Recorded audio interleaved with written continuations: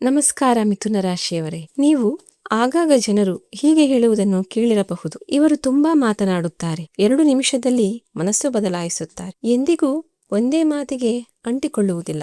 ಅರೆ, ಇವರ ಮಾತುಗಳನ್ನು ನಂಬಬೇಡಿ, ಇಂದು ಒಂದು ಹೇಳಿದರೆ ನಾಳೆ ಇನ್ನೇನೋ ಹೇಳುತ್ತಾರೆ. ಮತ್ತು ಇದೇ ಜನರು ಹೀಗೆ ಹೇಳುವುದು ಕೇಳಿಬರುತ್ತದೆ, ಗೆಳೆಯ, ಈ ವ್ಯಕ್ತಿಯೊಂದಿಗೆ ಮಾತನಾಡಿದರೆ ಮನಸ್ಸು ಹಗುರವಾಗುತ್ತದೆ. ಇವರಿಗಿಂತ ಸ್ಮಾರ್ಟ್ ಆದವರು ಯಾರೂ ಇಲ್ಲ. ಪ್ರತಿಯೊಂದು ಸಮಸ್ಯೆಯ ಪರಿಹಾರವೂ ಇವರ ಬಳಿ ಇರುತ್ತದೆ. ಒಬ್ಬನೇ ವ್ಯಕ್ತಿಯನ್ನು ಜಗತ್ತು 2 ರೀತಿಯಲ್ಲಿ ನೋಡುತ್ತಿದೆ. ಈಗ ನೀವು ಯೋಚಿಸಬಹುದು, ಮಿಥುನ ರಾಶಿಯವರೇ, ಈ ಮಾತನ್ನು ನಾನು ನಿಮಗೆ ಹೇಗೆ ಹೇಳುತ್ತಿದ್ದೇನೆ ಎಂದು. ಮಾತಿನಲ್ಲಿ ಸ್ವಲ್ಪವಾದರೂ ಹುರುಳಿರಬೇಕಲ್ಲವೇ? ನೋಡಿ ಮಿಥುನ ರಾಶಿಯವರು ತಮ್ಮ ಮೆದುಳಿನಿಂದ ಪ್ರತಿಯೊಂದು ಕಷ್ಟಕ್ಕೂ ದಾರಿ ಹುಡುಕುತ್ತಾರಲ್ಲ, ಅವರನ್ನು ಜಗತ್ತು ಸಾಮಾನ್ಯವಾಗಿ ಮೇಲ್ನೋಟದ ವ್ಯಕ್ತಿಗಳು ಎಂದು ತಿಳಿದುಕೊಳ್ಳುತ್ತದೆ. ಆದರೆ ಅವರು ಒಳಗಿನಿಂದ ತುಂಬಾ ಆಳವಾಗಿ ಯೋಚಿಸುವವರಾಗಿರುತ್ತಾರೆ. ಆದರೆ ಅವರ ಮಾತುಗಳನ್ನು ಯಾರೂ ಗಂಭೀರವಾಗಿ ಪರಿಗಣಿಸಿದ್ದಾಗ ಅವರು ನಿಧಾನವಾಗಿ ಮೌನವಾಗುತ್ತಾರೆ. ಆದರೆ ಅವರ ಮಾತುಗಳನ್ನು ಯಾರೂ ಗಂಭೀರವಾಗಿ ಪರಿಗಣಿಸದಿದ್ದಾಗ ಅವರು ನಿಧಾನವಾಗಿ ಮೌನವಾಗುತ್ತಾರೆ. ಆಗಸ್ಟ್ 3ರಿಂದ ಆಗಸ್ಟ್ 15ರವರೆಗೆ ನಿಮ್ಮ ಮನೆಯಲ್ಲಿ ದೊಡ್ಡ ಬದಲಾವಣೆಗಳು ಆಗಲಿವೆ.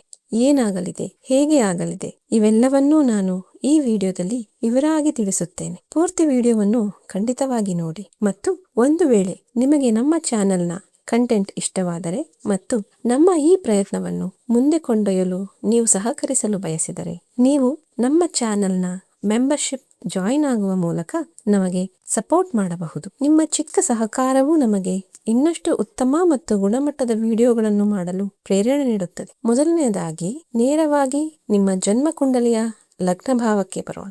ಮಿಥುನ ರಾಶಿ ಒಂದು ವಾಯು ತತ್ವದ ರಾಶಿಯಾಗಿದೆ ಮತ್ತು ಇದರ ಅಧಿಪತಿ ಬುಧ. ಅವರು ಸಂಪೂರ್ಣವಾಗಿ ತರ್ಕ ಮತ್ತು ಬುದ್ಧಿಯ ಕಾರಕ. ಆಗಸ್ಟ್ 2ರಂದು ನಿಮ್ಮ ಲಾಭದ ಕಾರಕನೂ ಆಗಿರುವ ಮಂಗಳನಂತಹ ಉಗ್ರ ಮತ್ತು ಅಗ್ನಿ ತತ್ವದ ಗ್ರಹವು ನೇರವಾಗಿ ನಿಮ್ಮ ಲಗ್ನ ಅಂದರೆ ದೇಹ ಮತ್ತು ಮೆದುಳಿನ ಭಾವದಲ್ಲಿ ಗೋಚಾರ ಮಾಡಿದಾಗ, ಅಗ್ನಿ ಮತ್ತು ವಾಯುವಿನ ಈ ಸಂಪರ್ಕವು ಶಕ್ತಿಯನ್ನು ಅನಿರೀಕ್ಷಿತವಾಗಿ ಪ್ರಚೋದಿಸುತ್ತದೆ. ಆಗಸ್ಟ್ 2ರ ನಂತರ ನಿಮ್ಮೊಳಗೆ ನೀವು ವಿಪರೀತ ದೈಹಿಕ ಶಕ್ತಿಯನ್ನು ಅನುಭವಿಸುವಿರಿ. ಬಾಕಿ ಉಳಿದಿರುವ ಎಲ್ಲ ಕೆಲಸಗಳನ್ನು ತಕ್ಷಣವೇ ಪೂರ್ಣಗೊಳಿಸಬೇಕು ಎಂದು ನಿಮಗೆ ಅನಿಸುತ್ತದೆ. ಆದರೆ ಈ ಅಪರಿಮಿತ ಶಕ್ತಿಯ ಅತಿ ದೊಡ್ಡ ಪ್ರಭಾವ ನಿಮ್ಮ ಸ್ವಭಾವದ ಮೇಲೆ ಬೀಳುತ್ತದೆ. ನಿಮ್ಮ ಕೋಪ ಇದ್ದಕ್ಕಿದ್ದಂತೆ ತುಂಬಾ ಹೆಚ್ಚಾಗಬಹುದು. ಇದು ನಿಮ್ಮ ನಡವಳಿಕೆಯಲ್ಲಿ ಮಾಂಗಲಿಕ ಪ್ರಭಾವದಂತಹ ಉಗ್ರ ಸ್ಥಿತಿಯನ್ನು ಸೃಷ್ಟಿಸುತ್ತದೆ. ಲಗ್ನದ ಮಂಗಳನು ವ್ಯಕ್ತಿಯಿಂದ ಯೋಚಿಸದೆ ಮತ್ತು ಆವೇಗದಿಂದ ನಿರ್ಧಾರಗಳನ್ನು ತೆಗೆದುಕೊಳ್ಳುವಂತೆ ಮಾಡುತ್ತಾನೆ ಎಂದು ಜ್ಯೋತಿಷ್ಯದ ಅನುಭವ ಹೇಳುತ್ತದೆ. ನೀವು ಹೆಚ್ಚು ಜಾಗರೂಕರಾಗಿರಬೇಕಾದ ಅಂಶ ಇದೇ ಆಗಿದೆ. ಆಗಸ್ಟ್ 2ರ ನಂತರ ಕೋಪ ಅಥವಾ ಆತುರದಿಂದ ನೀವು ಕುಟುಂಬದ ಸದಸ್ಯರು, ಒಡಹುಟ್ಟಿದವರು ಅಥವಾ ನಿಮ್ಮ ಆಫೀಸ್ ಸಹೋದ್ಯೋಗಿಗಳೊಂದಿಗೆ ಯಾವುದೇ ಕಟುವಾದ ವಾಗ್ವಾದಕ್ಕೆ ಇಳಿದರೆ ಆ ಸಂಬಂಧಗಳು ಶಾಶ್ವತವಾಗಿ ಹಾಳಾಗಬಹುದು ಎಂದು ಭಾವಿಸಿ. ಆಡಿದ ಮಾತುಗಳನ್ನು ಹಿಂಪಡೆಯಲು ಸಾಧ್ಯವಿಲ್ಲ. ಹಾಗಾಗಿ ನಿಮ್ಮ ಕೋಪದ ಮೇಲೆ ನೀವು ಕಟ್ಟುನಿಟ್ಟಾದ ನಿಯಂತ್ರಣ ಹೊಂದಿರಬೇಕು. ಆರೋಗ್ಯದ ದೃಷ್ಟಿಕೋನದಿಂದ ನೋಡಿದರೆ ಮಂಗಳವು ನಿಮ್ಮ ದೈಹಿಕ ಸಾಮರ್ಥ್ಯವನ್ನು ಹೆಚ್ಚಿಸುತ್ತಾನೆ, ಆದರೆ ಇದು ವಿಶೇಷವಾಗಿ ನಿಮ್ಮ ಹಣೆಯ ಮೇಲೆ ಹಠಾತ್ ಗಾಯಗಳಾಗುವ ಬಲವಾದ ಸಾಧ್ಯತೆಯನ್ನು ಸೃಷ್ಟಿಸುತ್ತದೆ. ಆದ್ದರಿಂದ ವಾಹನ ಚಲಾಯಿಸುವಾಗ ಅತೀವ ಎಚ್ಚರಿಕೆ ವಹಿಸಿ ಮತ್ತು ಮನೆಯ ಸಣ್ಣ ಮಕ್ಕಳ ಬಗ್ಗೆಯೂ ವಿಶೇಷ ಕಾಳಜಿ ವಹಿಸಿ, ಏಕೆಂದರೆ ಅವರು ಬಿದ್ದು ಗಾಯಗೊಳ್ಳುವ ಸಾಧ್ಯತೆ ಇದೆ. ಮಂಗಳನ ನೇರ ದೃಷ್ಟಿ ನಿಮ್ಮ 6ನೇ ಭಾವದ ಮೇಲೂ ಬೀಳುತ್ತಿದೆ. ಆದ್ದರಿಂದ ರಕ್ತದೊತ್ತಡದ ಸಮಸ್ಯೆ ಇರುವ ಜಾತಕರಿಗೆ ಈ ತಿಂಗಳು ಅವರ ರಕ್ತದೊತ್ತಡ ಅಸ್ಥಿರವಾಗಬಹುದು. ತಲೆನೋವು ಅಥವಾ ಬೆನ್ನು ನೋವಿನ ದೂರುಗಳು ಇರಬಹುದು. ಆದ್ದರಿಂದ ನಿಮ್ಮ ಆಹಾರವನ್ನು ಸಾತ್ವಿಕವಾಗಿಡಿ. ಈ ಉಗ್ರ ಶಕ್ತಿಯನ್ನು ಶಾಂತಗೊಳಿಸಲು ಮತ್ತು ನಿಮ್ಮ ಕಲ್ಪನಾ ಶಕ್ತಿಯನ್ನು ಬಲಪಡಿಸಲು ಒಂದು ಸರಳ ಪರಿಹಾರವನ್ನು ಮಾಡಿ. ನಿಯಮಿತವಾಗಿ ಪಕ್ಷಿಗಳಿಗೆ ಕಾಳು ಮತ್ತು ನೀರನ್ನು ಇಡಿ. ಇದರಿಂದ ನಿಮ್ಮ ಮಾತಿನಲ್ಲಿಯೂ ಅದ್ಭುತವಾದ ಆಕರ್ಷಣೆ ಉಂಟಾಗುತ್ತದೆ.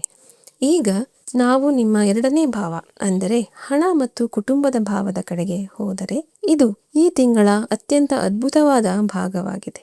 ಇಲ್ಲಿ ಕರ್ಕಾಟಕ ರಾಶಿಯಲ್ಲಿ ದೇವಗುರು ಬೃಹಸ್ಪತಿಯು ಈಗಾಗಲೇ ಉಚ್ಚ ಸ್ಥಾನದಂತೆಯೇ ಅತ್ಯಂತ ಶುಭ ಸ್ಥಿತಿಯಲ್ಲಿ ವಿರಾಜಮಾನನಾಗಿದ್ದಾನೆ. ಆಗಸ್ಟ್ 5ರಂದು ನಿಮ್ಮ ಲಗ್ನಾಧಿಪತಿ ಬುಧ ಕೂಡ ಇಲ್ಲಿಗೆ ಬರುತ್ತಾನೆ ಮತ್ತು ಆಗಸ್ಟ್ 9ರಂದು ಗುರುವಿನ ಉದಯವು ಇದೇ ಭಾವದಲ್ಲಿ ಆಗುತ್ತಿದೆ. ಆಗಸ್ಟ್ 5ರಿಂದ ಆಗಸ್ಟ್ 22ರವರೆಗಿನ ಸಮಯವು ಹಣಕಾಸು ಮತ್ತು ಸಂಪತ್ತಿನ ದೃಷ್ಟಿಯಿಂದ ನಿಮಗೆ ಸುವರ್ಣ ಕಾಲವಾಗಿದೆ. ಬುದ್ಧಿ ಮತ್ತು ಸಂವಹನದ ಕಾರಕನಾದ ಲಗ್ನಾಧಿಪತಿಯು ದಶಮ ಭಾವದ ಅಧಿಪತಿಯೊಂದಿಗೆ ಧನಭಾವದಲ್ಲಿ ಕುಳಿತಾಗ ಅದು ಯಾವುದೇ ಪ್ರಬಲ ರಾಜಯೋಗಕ್ಕೆ ಕಡಿಮೆ ಇಲ್ಲ. ಆರ್ಥಿಕ ಸ್ಥಿತಿ ಮತ್ತು ನಗದು ಹಣಕ್ಕೆ ಈ ಸಮಯವು ಅದ್ಭುತವಾಗಿದೆ. ದೀರ್ಘಕಾಲದಿಂದ ನಿಂತು ಹೋದ ಅಥವಾ ಸಿಲುಕಿಕೊಂಡಿದ್ದ ಹಣ ಇದ್ದಕ್ಕಿದ್ದಂತೆ ಹಿಂತಿರುಗುವ ಯೋಗವಿದೆ ಮತ್ತು ಆದಾಯದ ಹೊಸ ಮೂಲಗಳು ತೆರೆದುಕೊಳ್ಳುತ್ತವೆ. ಅತ್ಯಂತ ಸಕಾರಾತ್ಮಕ ವಿಷಯವೆಂದರೆ ನಿಮ್ಮ ಮೇಲೆ ಯಾವುದಾದರೂ ಹಳೆಯ ಪರ್ಸನಲ್ ಲೋನ್ ಅಥವಾ ಕ್ರೆಡಿಟ್ ಕಾರ್ಡ್ ಸಾಲವಿದ್ದರೆ ಈ ತಿಂಗಳು ನಿಮಗೆ ಎಲ್ಲೋ ಒಂದು ಕಡೆಯಿಂದ ಫಂಡ್ಸ್ ವ್ಯವಸ್ಥೆಯಾಗುತ್ತದೆ. ಇದರಿಂದ ನೀವು ಆ ಸಾಲವನ್ನು ತೀರಿಸುವಲ್ಲಿ ಯಶಸ್ವಿಯಾಗುತ್ತೀರಿ. ಬುಧ ಮತ್ತು ಗುರುವಿನ ಈ ಸಂಯೋಗವು ನಿಮ್ಮ ಸಂವಹನದಲ್ಲಿ ವಿಶೇಷ ತೇಜಸ್ಸು ಮತ್ತು ಕಾಂತಿಯನ್ನು ತುಂಬುತ್ತದೆ. ಆಫೀಸ್ ಮೀಟಿಂಗ್ಗಳಿರಲಿ ಅಥವಾ ಯಾವುದಾದರೂ ದೊಡ್ಡ ಬಿಸಿನೆಸ್ ಡೀಲ್ ಇರಲಿ, ನಿಮ್ಮ ಮಾತುಗಳು ನಿಖರವಾದ ಬಾಣದಂತೆ ಕೆಲಸ ಮಾಡುತ್ತದೆ. ಕುಟುಂಬದ ಸಂಪೂರ್ಣ ಬೆಂಬಲ ಸಿಗುತ್ತದೆ ಮತ್ತು ಗುರುವಿನ ಸಮಾನರಾದ ವ್ಯಕ್ತಿಯ ಮಾರ್ಗದರ್ಶನದಿಂದ ನಿಮ್ಮ ನೆಟ್ವರ್ಕ್ ಹಾಗೂ ಲಾಭದಲ್ಲಿ ಭಾರಿ ಹೆಚ್ಚಳವಾಗುತ್ತದೆ. ಕೇವಲ ಇದನ್ನು ನೆನಪಿನಲ್ಲಿಡಿ. ಆಗಸ್ಟ್ 1 ಮತ್ತು 2ರಂದು ಶೇರ್ ಮಾರ್ಕೆಟ್ ಅಥವಾ ಯಾವುದೇ ಊಹಾತ್ಮಕ ಹೂಡಿಕೆಯಿಂದ ದೂರವಿರಬೇಕು ಮತ್ತು ಮಂಗಳನ ಪ್ರಭಾವಕ್ಕೆ ಒಳಗಾಗಿ ಅನಗತ್ಯ ಖರ್ಚುಗಳನ್ನು ಮಾಡಬಾರದು. ಗುರುವಿನ ಶುಭ ಪ್ರಭಾವವನ್ನು ಸ್ಥಿರವಾಗಿಡಲು ನಿಯಮಿತವಾಗಿ ಹಣೆಯ ಮೇಲೆ ಕೇಸರಿ ತಿಲಕವನ್ನು ಹಚ್ಚಿ ಮತ್ತು ಗುರುವಾರದಂದು ಹಳದಿ ಹಣ್ಣುಗಳು ಅಥವಾ ಕಡಲೆಬೇಳೆಯನ್ನು ದಾನ ಮಾಡಿ. ಸುಖ ಮತ್ತು ತಾಯಿಯ ಭಾವವಾದ ಚತುರ್ಥ ಭಾವದ ಸ್ಥಿತಿಯನ್ನು ನೋಡಿದರೆ ಆಗಸ್ಟ್ 1ರಂದು ಶುಕ್ರನು ಗೋಚಾರ ಮಾಡಿ ಕನ್ಯಾ ರಾಶಿಗೆ ಬರುತ್ತಿದ್ದಾನೆ. ಅಲ್ಲಿ ಅವನು ನೀಚ ಸ್ಥಿತಿಯಲ್ಲಿರುತ್ತಾನೆ. ಸುಖದ ಕಾರಕ ಗ್ರಹವೇ ಸುಖದ ಭಾವದಲ್ಲಿ ನೀಚನಾದಾಗ ಮನೆಯ ವಾತಾವರಣದಲ್ಲಿ ಯಾವುದೇ ದೊಡ್ಡ ಕಾರಣವಿಲ್ಲದೆ ಉದ್ವೇಗ, ಅಸಮಾಧಾನ ಮತ್ತು ಕಲಹಗಳು ಉಂಟಾಗತೊಡಗುತ್ತವೆ. ಎಲ್ಲವೂ ಇದ್ದರೂ ಮನೆಯಲ್ಲಿ ಶಾಂತಿ ಇಲ್ಲ ಎಂದು ಅನಿಸುತ್ತದೆ. ಶುಕ್ರನು ಇಲ್ಲಿ ನಿಮ್ಮಿಂದ ಮನೆಯ ಅಲಂಕಾರ ಅಥವಾ ಸುಖ ಸೌಲಭ್ಯಗಳ ಮೇಲೆ ಅನಗತ್ಯವಾಗಿ ಖರ್ಚು ಮಾಡಿಸಬಹುದು. ಆ ನಂತರ ನೀವು ಪಶ್ಚಾತ್ತಾಪ ಪಡಬಹುದು. ಈ ಅವಧಿಯಲ್ಲಿ ನಿಮ್ಮ ತಾಯಿ ಮತ್ತು ಕುಟುಂಬದ ಇತರ ಮಹಿಳಾ ಸದಸ್ಯರ ಆರೋಗ್ಯದ ಬಗ್ಗೆ ವಿಶೇಷ ಕಾಳಜಿ ವಹಿಸಿ. ಪ್ರಾಪರ್ಟಿ ಮತ್ತು ರಿಯಲ್ ಎಸ್ಟೇಟ್ಗೆ ಸಂಬಂಧಿಸಿದಂತೆ ಗ್ರಹಗಳ ಸ್ಥಿತಿಯು ನಿಮ್ಮನ್ನು ಹೊಸ ಮನೆ ನೋಡಲು ಪ್ರೇರೇಪಿಸುತ್ತದೆ. ಆದರೆ ಆಗಸ್ಟ್ನ ಮೊದಲ 20 ದಿನಗಳವರೆಗೆ ಮನೆ, ಜಮೀನು ಅಥವಾ ವಾಹನಕ್ಕೆ ಸಂಬಂಧಿಸಿದ ಯಾವುದೇ ದೊಡ್ಡ ಹೂಡಿಕೆಯನ್ನು ಆತುರದಿಂದ ಮಾಡಲೇಬೇಡಿ. ಆಗಸ್ಟ್ 20ರ ನಂತರ ಪರಿಸ್ಥಿತಿಗಳು ಬದಲಾದಾಗ ನೀವು ಮುಂದುವರಿಯಬಹುದು. ಮನೆಯಲ್ಲಿ ಶಾಂತಿಯನ್ನು ಕಾಪಾಡಿಕೊಳ್ಳಲು ಕಲಹಗಳು ಹೆಚ್ಚು ಎಂದು ಅನಿಸಿದರೆ ಸುಂದರಕಾಂಡ, ರಾಮಕಥೆ ಅಥವಾ ಶಿವ ಮಹಾಪುರಾಣವನ್ನು ಏರ್ಪಡಿಸಿ. ಪ್ರೀತಿ, ರೊಮ್ಯಾನ್ಸ್ ಮತ್ತು ಶಿಕ್ಷಣದ ಪಂಚಮ ಭಾವದ ಅಧಿಪತಿ ಶುಕ್ರ ತನ್ನಿಂದ 12ನೇ ಭಾವದಲ್ಲಿ ನೀಚನಾಗಿ ಕುಳಿತಿದ್ದಾನೆ ಮತ್ತು 9ನೇ ಭಾವದಿಂದ ರಾಹುವಿನ ದೃಷ್ಟಿಯೂ ಇಲ್ಲಿ ಬೀಳುತ್ತಿದೆ. ಇದರ ನೇರ ಪರಿಣಾಮ ವಿದ್ಯಾರ್ಥಿಗಳ ಏಕಾಗ್ರತೆಯ ಮೇಲೆ ಬೀಳುತ್ತದೆ. ಏಕಾಗ್ರತೆ ಭಂಗವಾಗುತ್ತದೆ ಮತ್ತು ಓದುವಾಗ ಮನಸ್ಸು ಬೇರೆಡೆ ಅಲೆಯಬಹುದು. ಸೋಷಿಯಲ್ ಮೀಡಿಯಾದಲ್ಲಿ ಸಮಯ ವ್ಯರ್ಥ ಮಾಡುವ ಅಭ್ಯಾಸ ಹೆಚ್ಚಾಗಬಹುದು. ಆದರೆ ಆಗಸ್ಟ್ 17ರ ನಂತರ ಸೂರ್ಯನು ಬಲಗೊಂಡಾಗ ಬುದ್ಧಿ ಮತ್ತೆ ಚುರುಕಾಗುತ್ತದೆ. ಸ್ಪರ್ಧಾತ್ಮಕ ಪರೀಕ್ಷೆಗಳಿಗೆ ತಯಾರಿ ನಡೆಸುತ್ತಿರುವ ವಿದ್ಯಾರ್ಥಿಗಳಿಗೆ ತಿಂಗಳ ದ್ವಿತೀಯಾರ್ಧದಲ್ಲಿ ಅದ್ಭುತ ಯಶಸ್ಸು ಸಿಗಲಿದೆ. ತಮ್ಮ ಏಕಾಗ್ರತೆಯನ್ನು ಮರಳಿ ಪಡೆಯಲು ವಿದ್ಯಾರ್ಥಿಗಳು ಪ್ರತಿದಿನ ಬೆಳಿಗ್ಗೆ ಗಾಯತ್ರಿ ಮಂತ್ರವನ್ನು ಖಂಡಿತ ಜಪಿಸಬೇಕು. ಪ್ರೇಮ ಸಂಬಂಧಗಳಲ್ಲಿರುವವರು ಈ ಸಮಯವು ಸ್ವಲ್ಪ ಏರಿಳಿತಗಳಿಂದ ಕೂಡಿರುತ್ತದೆ. ನೀಚ ಶುಕ್ರನ ಕಾರಣದಿಂದಾಗಿ ಸಂಬಂಧದಲ್ಲಿ 3ನೇ ವ್ಯಕ್ತಿಯ ಹಸ್ತಕ್ಷೇಪದ ಅಪಾಯವಿದೆ. ಆದ್ದರಿಂದ ಸಂಪೂರ್ಣ ಪಾರದರ್ಶಕತೆಯನ್ನು ಕಾಪಾಡಿಕೊಳ್ಳಿ.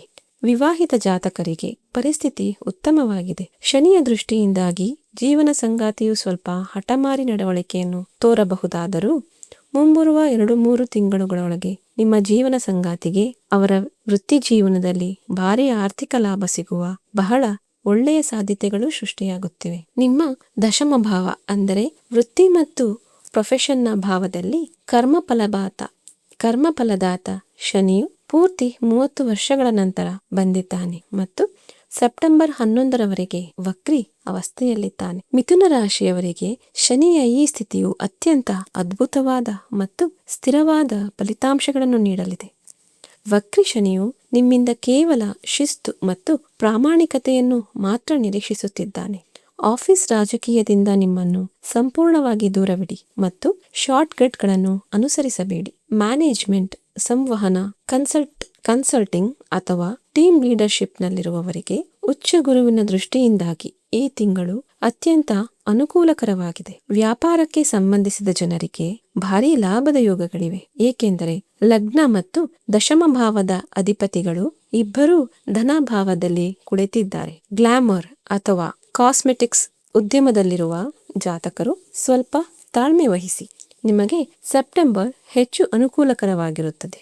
ಯಶಸ್ಸಿಗಾಗಿ ನಿಯಮಿತವಾಗಿ ಶನಿ ಬೀಜ ಮಂತ್ರವನ್ನು 108 ಬಾರಿ ಜಪಿಸಿ. 9ನೇ ಭಾವದ ಅಧಿಪತಿಯಾಗಿ ರಾಹುವು ಆಗಸ್ಟ್ 1ರಿಂದ ವೃಶ್ಚಿಕ ನವಾಂಶವನ್ನು ಪ್ರವೇಶಿಸಿದ್ದಾನೆ. ಇದು ನಿಮ್ಮ ಉದ್ಯೋಗದ 6ನೇ ಭಾವದ ಮೇಲೆ ಗಾಢವಾದ ಪ್ರಭಾವವನ್ನು ಬೀರುತ್ತಿದೆ. ಇದರ ನೇರ ಅರ್ಥವೇನೆಂದರೆ ನಿಮ್ಮ ವೃತ್ತಿ ಜೀವನದಲ್ಲಿ ಒಂದು ದೊಡ್ಡ ರೂಪಾಂತರ ಬರಲಿದೆ. ನಿರುದ್ಯೋಗಿ ಜಾತಕರಿಗೆ ಈ ಅವಧಿಯಲ್ಲಿ ಅತ್ಯುತ್ತಮ ಉದ್ಯೋಗ ದೊರೆಯಬಹುದು. ವಿದೇಶಿ ಗ್ರಾಹಕರೊಂದಿಗೆ ಸಂಪರ್ಕ ಬೆಳೆಯುತ್ತದೆ ಮತ್ತು ಆನ್ಲೈನ್ ಪ್ಲಾಟ್ಫಾರ್ಮ್ಗಳೊಂದಿಗೆ ಸಂಪರ್ಕ ಹೊಂದಿದವರಿಗೆ ಇದ್ದಕ್ಕಿದ್ದಂತೆ ದೊಡ್ಡ ಲಾಭವಾಗುತ್ತದೆ. ಕೇವಲ ರಾಹುವಿನ ಪ್ರಭಾವಕ್ಕೆ ಒಳಗಾಗಿ ಯಾವುದೇ ನಿರ್ಧಾರವನ್ನು ಆತುರದಿಂದ ತೆಗೆದುಕೊಳ್ಳಬೇಡಿ. ಆಗಸ್ಟ್ 17ರಂದು ಸೂರ್ಯನು ಗೋಚಾರ ಮಾಡಿ ನಿಮ್ಮ 3ನೇ ಭಾವಕ್ಕೆ ಬರುತ್ತಾನೆ.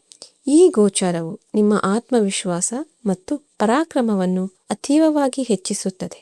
ಹೊಸ ಆರಂಭಕ್ಕಾಗಿ ಆಗಸ್ಟ್ 15 ಮತ್ತು ವಿಶೇಷವಾಗಿ ಆಗಸ್ಟ್ 22ರ ನಂತರ ಸಮಯವು ಅತ್ಯುತ್ತಮವಾಗಿದೆ. ಪ್ರತಿ ಹೆಜ್ಜೆಯಲ್ಲೂ ಯಶಸ್ಸು ಸಿಗುತ್ತದೆ, ಆದರೆ ಗ್ರಹಣದ ಸಮಯದಲ್ಲಿ ಎಚ್ಚರಿಕೆ ಅಗತ್ಯ.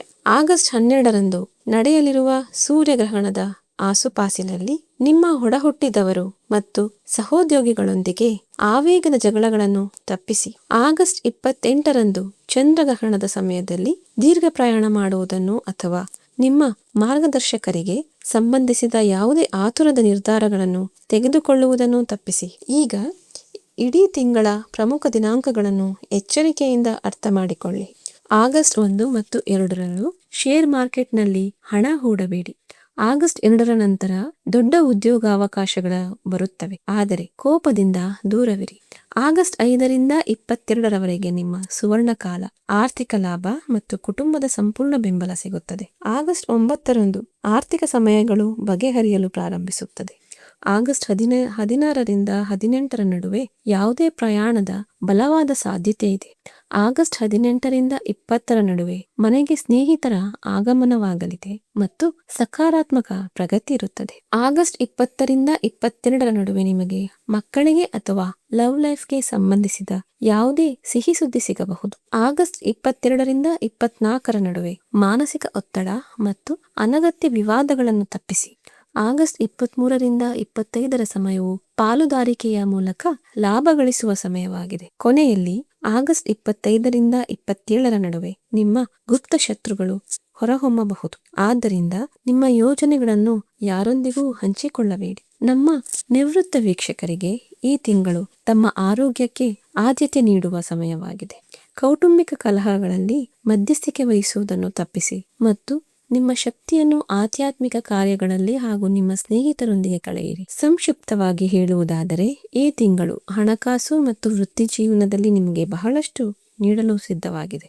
ಕೇವಲ ನಿಮ್ಮ ಮಾತಿನಲ್ಲಿ ಮಾಧುರ್ಯವನ್ನು ಕಾಪಾಡಿಕೊಳ್ಳಿ ಮತ್ತು ಮಂಗಳನ ಕೋಪದಿಂದ ನಿಮ್ಮನ್ನು ರಕ್ಷಿಸಿಕೊಳ್ಳಿ. ತಿಂಗಳಿಡೀ ಹನುಮಾನ್ ಚಾಲಿಸ ಪಠಿಸಿ. ಬುಧವಾರದಂದು ಹಸಿರು ಹೆಸರು ಬೇಳೆಯನ್ನು ದಾನ ಮಾಡಿ ಮತ್ತು ಪಕ್ಷಿಗಳಿಗೆ ಕಾಳು ಮತ್ತು ನೀರನ್ನು ನೀಡುತ್ತಿರಿ. ಭಗವಾನ್ ಗಣೇಶ ಮತ್ತು ದೇವಗುರು ಬೃಹಸ್ಪತಿಯ ಆಶೀರ್ವಾದದಿಂದ ಈ ಆಗಸ್ಟ್ ತಿಂಗಳು ನಿಮ್ಮ ಜೀವನದಲ್ಲಿ ಸಾಕಷ್ಟು ಪ್ರಗತಿ ಮತ್ತು ಶಾಂತಿಯನ್ನು ತರುತ್ತದೆ ಎಂಬ ಸಂಪೂರ್ಣ ನಂಬಿಕೆ ನನಗಿದೆ. ಆರೋಗ್ಯವಾಗಿರಿ ಮತ್ತು ನಗುತ್ತಿರಿ. ನಮಸ್ಕಾರ.